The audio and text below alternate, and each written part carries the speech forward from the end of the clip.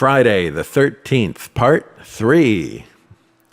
At first glance, I thought this was a new cover made for a special edition of this Blu-ray, but I've since learned it was a promo poster that was given out at the time. Originally, the glass pieces were an anaglyph to show off that this was a 3D movie.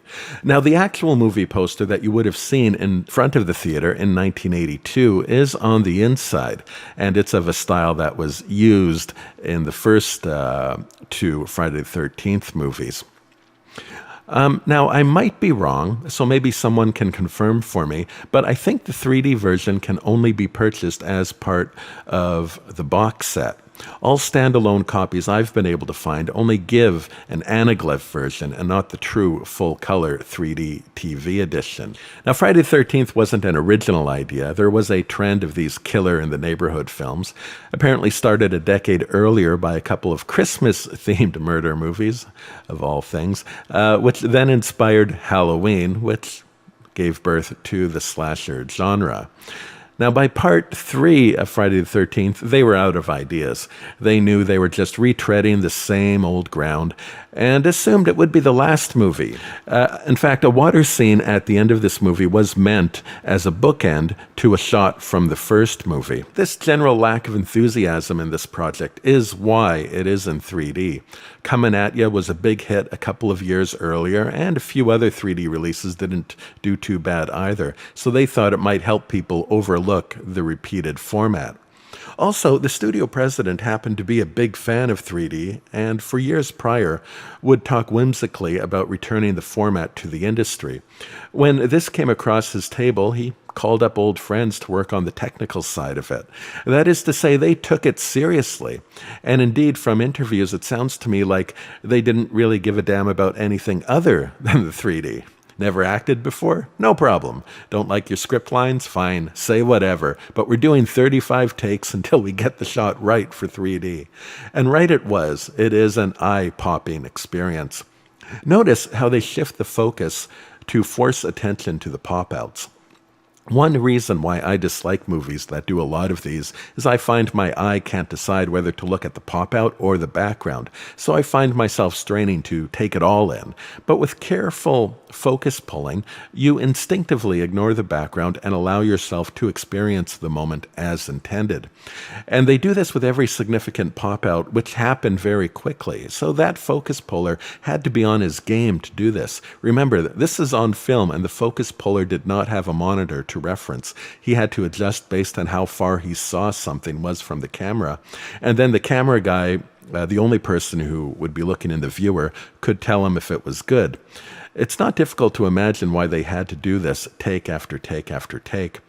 There's actually a PDF of an article you can access on the Blu-ray if you happen to have a drive connected to your computer. And it reveals some history about what people thought of 3D in 1982. And in fact, they knew it kind of sucked. They knew it wasn't as good as what had been done in the 50s. And the director laments that there wasn't a state-of-the-art 3D camera to purchase, and hoped a follow-up project would budget for the creation of new technology. Though sadly, that really wouldn't happen for another 30 years. Now, this wasn't a cheap movie. Lots of attention went into the technical aspects, but this often delayed shots by hours and it wore the actors out. On top of that, the director wasn't looking for best performance, but watching that they hit their mark. As a consequence, this movie feels like its own satire with many cringy moments.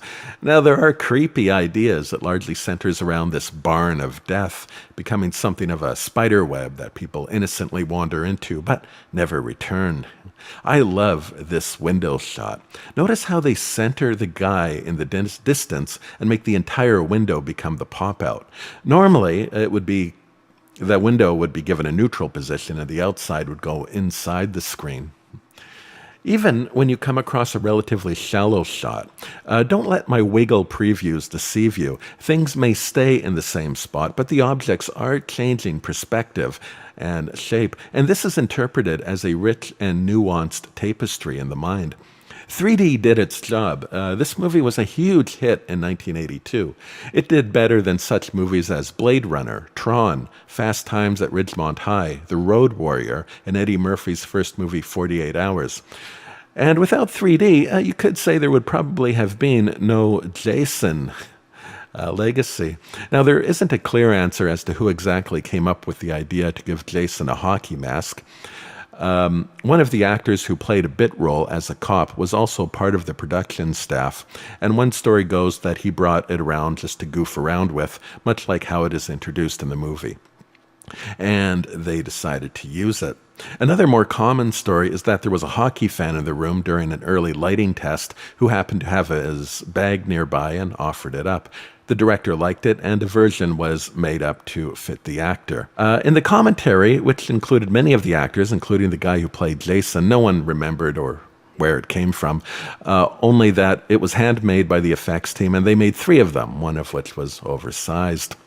It's not a typical goalie mask for 1982. What Jason has is something more akin to the first generation of goalie masks, a vintage late 50s model.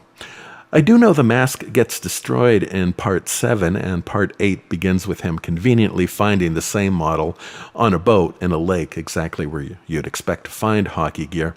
I half expected the mask's introduction to be just as nonsensical, but they actually provide a reasonable excuse for it to be present.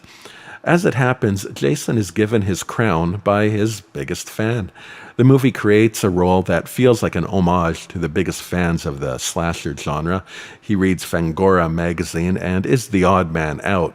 Brought along with the group almost out of pity, he's awkward and tries to use his love of horror to interact with people by scaring them.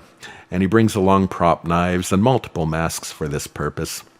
He gets berated at it at one point, but as he says, being a jerk is better than being a nothing. And how true that is.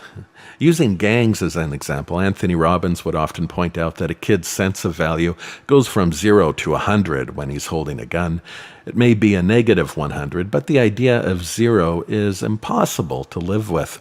It's been said that people usually quit their managers, not their jobs. We'll run through all sorts of crap if we think we're important.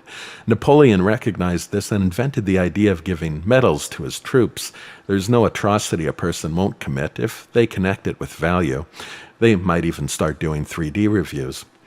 Notice how Jason is treated in this movie. He's whacked, stabbed, and beaten at every opportunity. He's a big cockroach, hated.